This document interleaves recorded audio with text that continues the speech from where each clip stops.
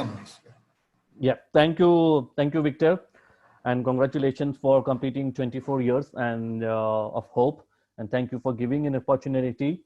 Uh, like everyone, I would also especially focus on the child protection committees.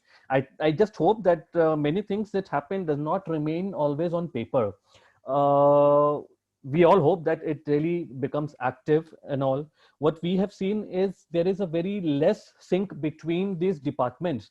I think Mr. Vasudevan also was talking the same, and Dr. Shanta Sinha was also talking to them. There is no linkages, and we are all struggling with all how do we make the linkages happen.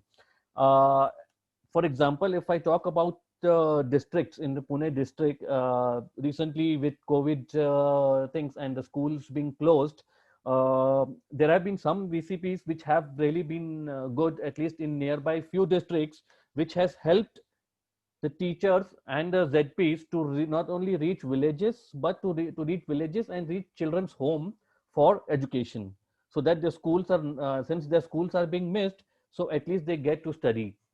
It might be once a week or twice a week at the most, but there have been a successfully they have done, and teachers, some of the teachers have reached to far off villages, which has been difficult, and they go and stay there for a day, complete one day of schooling and come back. But the same thing is not happening in sorry, all the districts. And of course, I guess this will be a learning lessons for them. uh, the committee has been very useful. If I talk about the districts, in some villages and some district, it has been very supporting to there.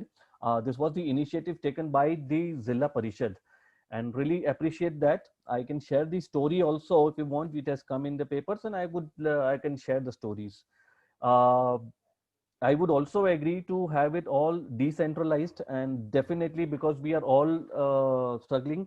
The system, all the system that we have under the ICPS, uh, for example, if I talk about the JJB on the CWC, in recent times, there have not been much of things that we have seen from them, because none of them are working, or there are no sittings happening. Everything is happening online, and producing the children, and everything has been happening online through video conferencing, and sometimes it is not happening. So we see a lot of cases that are being pending, and children are not able to get it.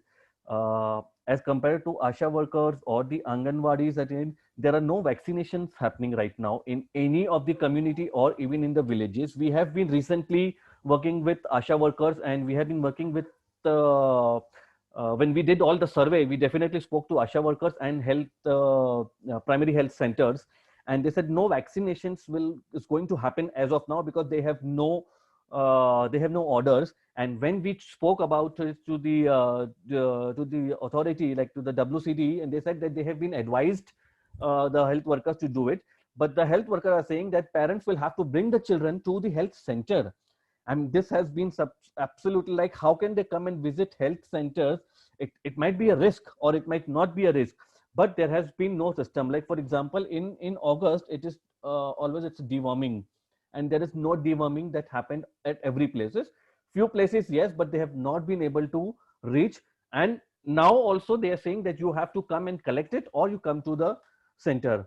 So I guess these, if we talk about immunizations, and these protections are not happening to children, educations are not reaching the children, people do not have smartphones, people do not have tablets, people do not have computers. In that case, the schools are, in some cases, they are sending all the things through parents or some local WhatsApp, but then there is no teaching. It is a one-way education that is going on right now. uh, this is what I'm talking about. A few districts and across Maharashtra, what is happening, and forget about the far off villages. I would say nothing is happening over there, and we really need to.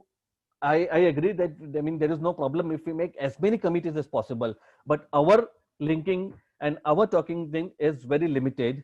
Since the COVID sir have happened, even as an organization, even we are not able to go and work with the children, as we will not be allowed to work on support centers or do any health interventions.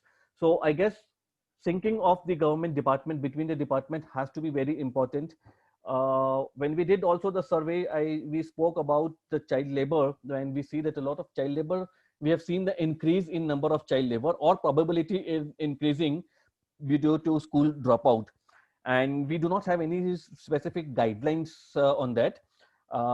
Yeah, we have not still spoken to the labor department, but at Maharashtra level, we are going to release our survey report this month, and we are going to have a meeting, and then we will come out with all the protection issue that we have, and which is happening this month. And I can share the reports with you all later on. But I think I would also agree with all of you that yes, the more the committee, the better possibly we work, and we don't mind having more committees, but the protection has to be there, which we see there is no linkage between the departments and all. I was, in fact, just today, this morning, I was sitting with, I was having a meeting with the project officer of WCD. He happens to be an ex employee of our organization, and which he said that everything is there on the paper, but nothing is moving out, because most of the time they are sent on different duties to attend various government related meetings, but most of the things are kept pending related to the children. This was today morning.